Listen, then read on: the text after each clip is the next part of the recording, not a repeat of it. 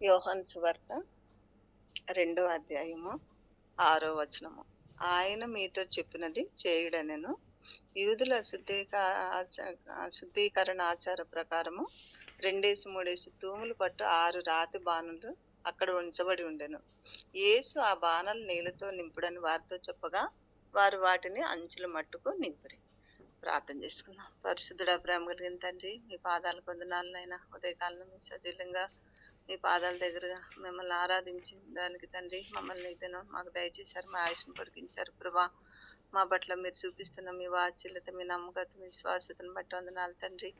వచ్చిన వారందరిని బట్టి వందనాలు నాయన. మరి పరిచయం మీరు దీవిస్తున్నందుకు వందనాలు ప్రభా. నాయన, మీ బిడ్డలంగా మీ కొరకు మేము ఎలా జీవించాలో, మీ కొరకు మేము ఎలా వాడబడాలో తండ్రి మాకు నేర్పిస్తారండి ప్రభా. యోగ్యురాలను తండ్రి, అపవిత్రమైన పెదవులు కలిగిన దాన్ని, అపవిత్రమైన పెదవులు గల జనుల మధ్య నివసిస్తున్నాను ప్రభా. నన్ను కూడా మీరు పవిత్రపరచండి, కడగండి తండ్రి. యోగ్యమైన రీతిలో మీ పరిచయలో వాడుకోండి. మీ సులువు చట్టు నన్ను మరుపరచుకోండి తండ్రి. ఈ పరిచయకు నేను పాత్రను కాను ప్రభా. నా మాటలు కాదు తండ్రి, నా మాటలు దేనికి ఉపయోగపడు, కానీ మీరు మాట్లాడితే తండ్రి మేము జీవిస్తాం. మీ మాటలు మాకు నాయన తృప్తినిస్తాయి ప్రభా. మీ మాటల వల్లే ప్రభా, మీ జీవం గల మాటల ద్వారా మేము తండ్రి సమకూర్చబడతాం. మీ రాజ్యం కట్టేవారంగా, మీ రాజ్య వ్యాప్తికై నాయన అనేక పరిచర్లు వాడబడే విధంగా తండ్రి మమ్మల్ని సిద్ధపరచుకుంటూ రమ్మని తండ్రి. పరిచర్య మీది, వాక్యం మీది, ప్రజలు మీ వరకు ప్రభా.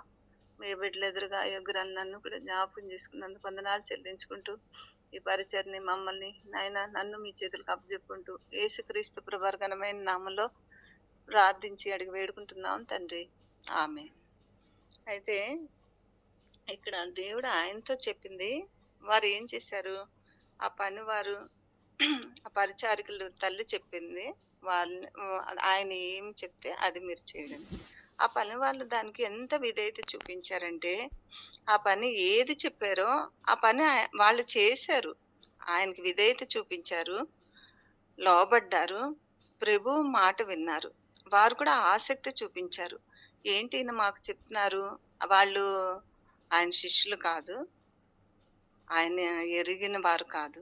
అక్కడ ఇందులో ఉన్న పనివారు, ఆ ఇందులో ఉన్న పనివారు ఆయన మాటకు లోబడ్డారు.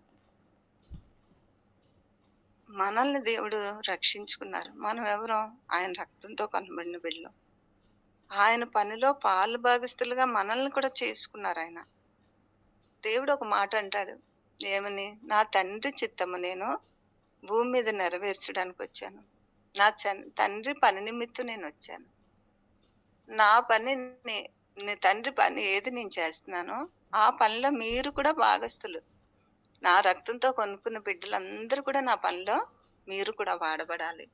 ఇక్కడ పాత నిబంధనలో ఆ కాలంలోనూ దేవుడు మోషేకి ఆజ్ఞ ఇచ్చినప్పుడు ఆయా ఏదైతే ఎలా ఉండాలో ఆ ప్రత్యక్ష గుడారం ఏంటి, ఎవరెవరు ఏ పని చేయాలి, ఎవరు యాజకులుగా ఉండాలి, ఎవరు తనకి అర్పణలు తేవాలి అని ప్రభు అన్ని కూడా మోషేకి చెప్తూ వచ్చారు.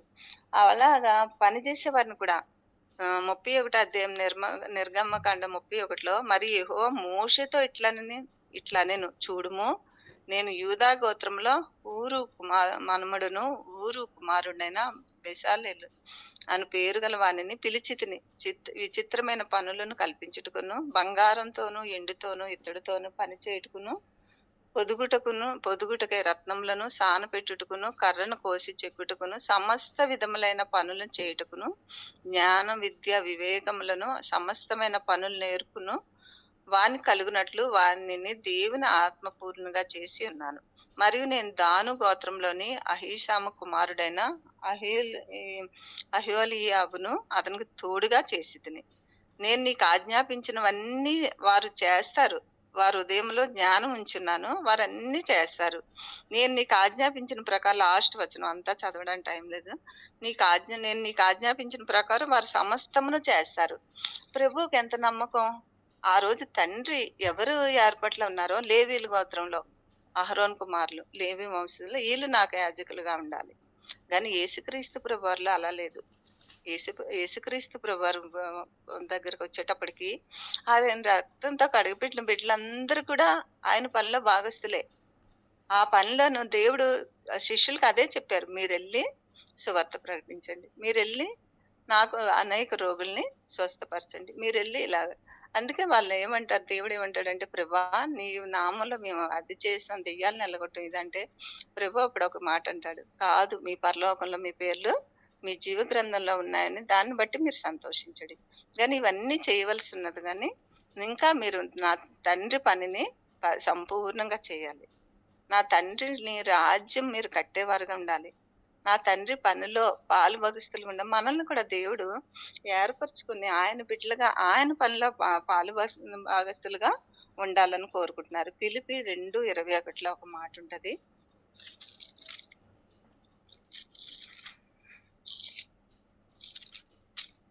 21 అందరూను తమ సొంత కార్యములనే చూసుకొనుచున్నారు గాని యేసుక్రీస్తు కార్యములను చూడరు. అందరం కూడా మనల్ని ఎందుకు రక్షించుకున్నారో మనం ఒక్కసారి గ్రహించుకుంటే, ప్రభువా, నేను నన్ను రక్షించుకున్న ఉద్దేశ్యం ఏంటి తండ్రి? మీ పనిలో నన్ను కూడా పాలుభాగస్తులుగా చేసుకో నాయనా. మీరు ఏ పని అప్పగించి పెద్ద పెద్ద ప్రసంగాలు చేస్తే మనం పరిచర్య అనుకుంటారు. పెద్ద పెద్ద ప్రసంగాలు చేసి, ఉపదేశాలు చేస్తే కాదు. తండ్రి ఇంట్లో ఎన్నో పనులుంటాయి. మనం ప్రభుదినం వచ్చేటప్పటికి చూడండి, తండ్రి ఇంటిని అలంకరిస్తారు, సిద్ధపరుస్తారు. ఆ దినాన్ని అందరూ వచ్చి అక్కడ ఆరాధించడానికి ఆ పనిలో ఎంతమంది మందిరం ఊడ్చేవాళ్ళుంటారు, బాత్రూమ్‌లు కడిగేవారుంటారు. ముందు రోజు అన్నిటికి సిద్ధపడి కూరగాయలు కటింగ్ చేసేవారుంటారు. న ఒక్కొక్క చాపలేసేవారుంటారు. కరెంట్ అన్నీ కరెక్ట్ ఉన్నాయా లేవా? అలా ప్రభువు అందరూ కూడా ఆ మందిరం ప్రభు దినమున ఆరాధించడానికి అందరినీ సిద్ధపరుస్తారు. అలా ప్రభువు చేతిలో మనం కూడా ఆయన పనిలో పాలుభాగస్తులం. ఆయన పని దేవుడు మనకు అప్పగించిన దానిలో మనం కూడా నమ్మకంగా చేయాలి. అప్పుడు నమ్మకంగా చేసినప్పుడు ఏమవుతదంటే, దేవుడు రాజ్యమును విస్తరణ కొరకు, దేవుడి పనిలో పాలుభాగస్తులుగా ఉన్నప్పుడు దేవుని మహిమ కొరకు మనం కూడా వాడబడతాము. తిమోతికి రాసిన పత్రిక, రెండో పత్రిక, ఎవడైనను హ్మ్. గొప్ప ఇంటిలో ఎండి పాత్రలు, బంగారు పాత్రలను మాత్రమే కాక కర్రవియు, మంటివియు కూడా ఉండును. వాటిలో కొన్ని ఘనతకును, కొన్ని ఘనహీనతకు ఉపయోగపడును. ఈ పాత్రల గురించి నేను ఆలోచించినప్పుడు ఇక్కడ ఈ బానలు నీళ్ళతో నిండాయి. నీళ్ళతో నిండి పొర్లి పారాయంట. అంటే దేవుడు ఆ పాత్రలను వాడుకుంటూ వచ్చారు. అవి నిండి పొర్లి పాత్రలుగా చేశాడు. మనం కూడా ఆయన చేతిలో పాత్రలము. యేసుప్రభు వారు మనల్ని కూడా ఆయన ఇంటిలో వాడుకోవడానికి ఇష్టపడే దేవుడు. అయితే ఆ ఇంట్లోను ఆ తండ్రి ఇంటిలో ఆ ఇంటిలో కొన్ని ఎండి ఉన్నాయి, బంగారం ఉన్నవి రాగి పాత్రలున్నాయి. మా ఊర్లో ఏం చేస్తారంటే ప్రతి పండక్కి వాటిని మంచిగా తోమి ఇలాగ అలంకరిస్తారు. అంటే వచ్చే వాళ్ళందరూ "అబ్బా! ఎంత బాగా మెరుస్తున్నాయి" అంటారు. గానీ అవి ఆ పాత్రలు ఉంటాయి గానీ ఘనహీనతకే ఉంటాయి. ఆ పాత్రలు వాడుకునే పాత్రలుగా ఉండవు. గానీ కర్రవి మంటి పాత్రలుంటాయి. ప్రభు అనుదినము ఆ పాత్రలను వాడుకోవడానికి ఇష్టపడుతున్నాడు. ఆ పాత్రలు ఎలా ఉండాలంటే ఆహ్, ప్రభువు చేతిలో వాడబడే పాత్రలు. అక్కడుంటాయి. అక్కడ ఆ వాక్యము ఉంటది. ఏముంటదంటే, ఎవడైనను యజమానుడు వాడుకొనుటకు అర్హమై ప్రతి సత్కార్యమునకు సిద్ధపరచబడి ఘనత నిమిత్తమే పాత్రయుండును. అంటే ప్రభువు వాడుకోవడానికి ఇష్టపడే పాత్ర. అర్హమైన పాత్రగా ఆయన అలాంటి ఉన్న పాత్రల కంట సత్కార్యమునకును, ఘనతకు నిమిత్తమే పాత్రగా ఉంటారంట. అప్పుడు ఆ పాత్రలుగా ఉండాలంటే మనం ఎలా ఉండాలి? దేవుని ఎదుట 15వ వచనంలో 2:15లో ఉంటది. దేవుని ఎదుట యోగ్యునిగాను, సిగ్గుపడనక్కర్లేని పనివానుగాను, సిగ్గుపడక్కర్లేని పనివానిగా ఉండాలని దేవుడు కోరుకుంటున్నాడు. ఎలా కోరుకుంటున్నాడు? నా పని ఇస్తున్నాను మీకు. నా బిడ్డలు మీరు. మీ రక్తం ఇచ్చి కొనుక్కున్నారు. నేను కొనుక్కున్నాను. మిమ్మల్ని లోకం నుంచి వేరుపరిచి ప్రత్యేకించుకున్నాను. మీరు ప్రత్యేకించబడిన వారుగా నా పనిలో మీరు పాలుభాగస్తున్నారు. వారు సొంత పనులే చేసుకుంటున్నారు గానీ, యేసుప్రభు కార్యములు చేసేవారు తక్కువగా ఉన్నారు. ఈ రోజుల్లో కూడా మనం ఏదో ప్రార్థన చేస్తున్నాము, మందిరానికెళ్తున్నాము. అంతవరకేనా మన విశ్వాసము? మన క్రైస్తవ జీవితం కాదు. ఆయన పనిలో పాలుభాగస్తులుగా ఉండాలి. యజమానుడు యోగ్యముగా దేవుని ఎదుట యోగ్యునిగా సిగ్గుపడనక్కర్లేని పనివానిగా ఒక దినం వస్తుంది. ఆయన సన్నిధిలో ఆయన ఎదుట మనం నిలబడాలి. నిలబడినప్పుడు మనం ఉట్టి చేతులతో ఎళ్తే, ప్రభు ఆ పని నీవు చేసిన పనేంటంటే, మన ఎదురుగా మన తోటి సహోదరులు, మన విశ్వాసులు ఎంతో మంది వాళ్ళకి దేవుడు బహుమానం ఇస్తాడు వాళ్ళ పనిని బట్టి. ఆ రోజు మనం ఎలా నించుంటాం ప్రభు ఎదుట? నీకు నేను అప్పగించాను కదా ఈ పని. నువ్వు దాన్ని సంపూర్తి ఎందుకు చేయలేదు? నువ్వు కూడా ఈరోజు బహుమానం తీసుకునేవాడివి కదా! నువ్వు తీసుకునేదానివి కదా! ఎన్నో పరిచర్లుంటాయి. ప్రభు కొరకు చేయడానికి ఎంతో ఆయన పాత్రలుగా, ఆ గొప్ప ఇంట్లో ఎండు పాత్రలుగా మనం మిగిలిపోకూడదు. ఆ గొప్ప ఇంట్లో ఉన్న బంగారు పాత్రలుగా మనం ఉండిపోకూడదు.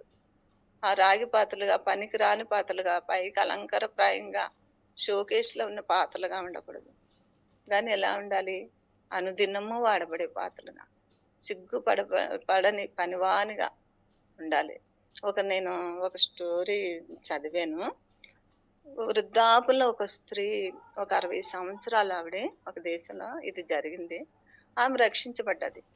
రక్షించబడి, రక్షించబడ్డాక ప్రభువులోను తనకు ఎంత మార్పొచ్చిందంటే, తన హృదయం ఇంక ప్రభు పట్ల అంత సంతోషిస్తుంది.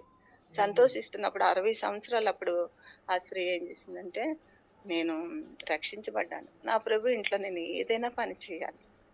నా ప్రభువు ఇంత క్రయం చెల్లించి నన్ను కొనుక్కున్నాడు. ఆయన రక్తం ద్వారా నా పాపాలు క్షమించాడు.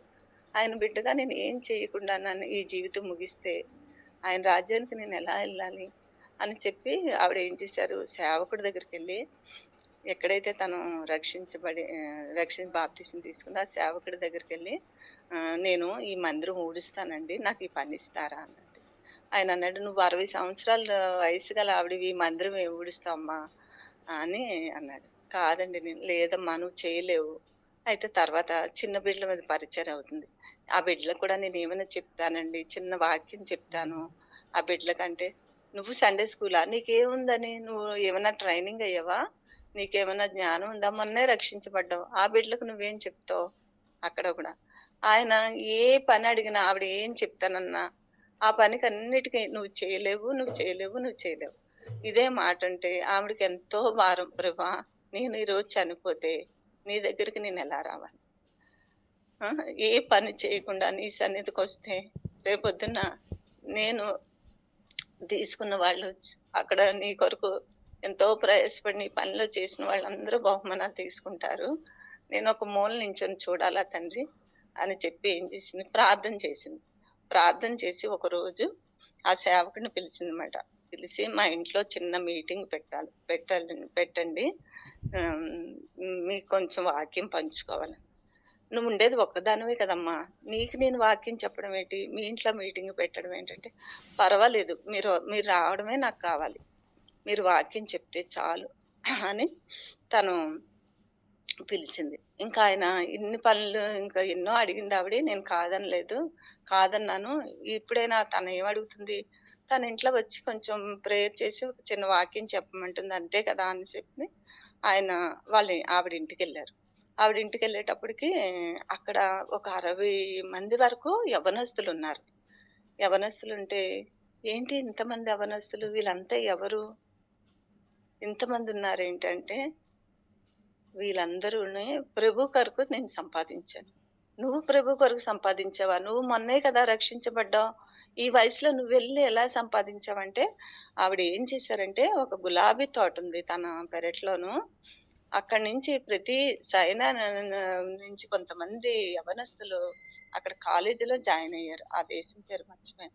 అయితే ఆ రోజు ఆమె ముందుట గుండా ఎళ్తుంటే రోజు ఆ పిల్లలు ఆ గులాబీ పూలు చూసి చాలా సంతోషించేవారన్నమాట. అయితే అవి కోసి ఆ పిల్లలకిస్తూ ఒక్కొక్క బిడ్డకి ఆమె సువార్త చెప్తూ వచ్చింది. సువార్త చెప్తే ఒక బిడ్డను పెట్టి అలాగా ఒక 60 మంది యవ్వనస్తులు వాళ్ళు రక్షించబడ్డారు. రక్షించబడి అప్పుడు ఏం చెప్పిందంటే, "ఈ బిడ్డలకి మీరు సువార్త చెప్పి వాళ్ళ బాప్తిసానికి సిద్ధపడున్నారు." అప్పుడు బాప్తిసానికి సిద్ధపడి ఉంటే ఆయన ఆశ్చర్యపోయారు. నేను సేవలో ఉండగా నేను ఇన్ని ఆత్మలు రక్షించలేదు. ఆవిడ మొన్న రక్షించబడి ఇన్ని ఆత్మలు సంపాదించింది ఆ దేవుడికి. అప్పుడు ఆవిడ ఒక మాట అంది, ఈ బిడ్డలందరూ బాప్తీసం తీసుకోవడానికి సిద్ధపడ్డారు. ఈ బిడ్డలందరినీ దేవుడి కొరకు నేను సంపాదించాను. ఈ రోజు నేను చనిపోయినా నా ప్రభు ఎదురుగా నేను సిగ్గుపడలేని పనివానిగా నా ప్రభు ఎదుట నేను నించుంటాను. అప్పుడు నా ప్రభు నన్ను చూసి, బలా మంచి నమ్మకమైన దాసుడా, నా పనిలో నువ్వు పాలుభాగస్తుడయ్యావు. నా పనిలో నువ్వు ఆసక్తి చూపించావు. దానిగా నా పనిలో నువ్వు కూడా విధేయత చూపించావు. నేనేం చెప్పానో భూమి మీద అది చేశాం. ఆ బాణలు నింపే పరిచారికులు అదే చేశారు. ప్రభు ఏం చెప్పాడో వాళ్ళు అది చేశారు. ఇర్మియా 48:10లో ఒక వాక్యం చదువుకుందాం.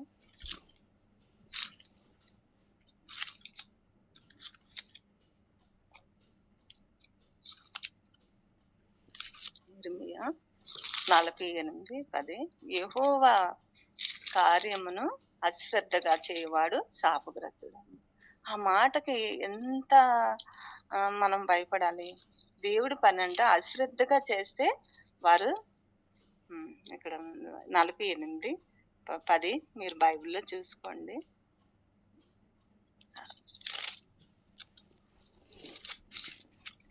యెహోవా కార్యమును అశ్రద్ధగా చేయవాడు శాపగ్రస్తుడగును.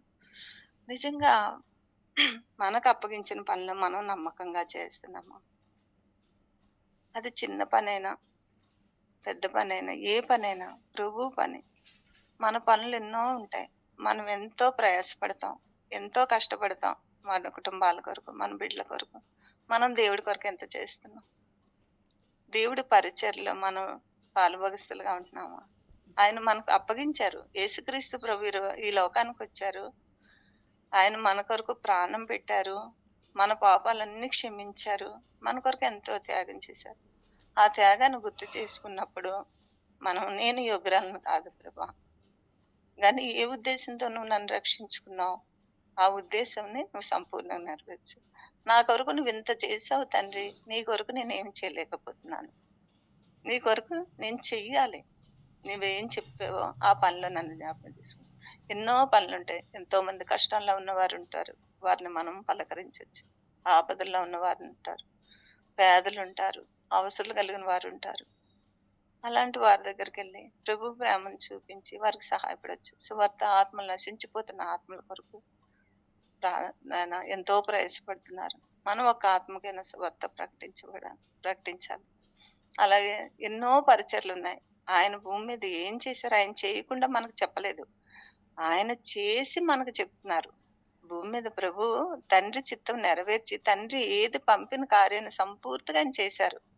చేసి ఆయన మనకు విడిచిపెట్టి ఆ పని మనం చెయ్యాలని, ఆయన రాకడ వరకు ఆ పని ముగించాలని ప్రభు ఆశపడుతున్నారు.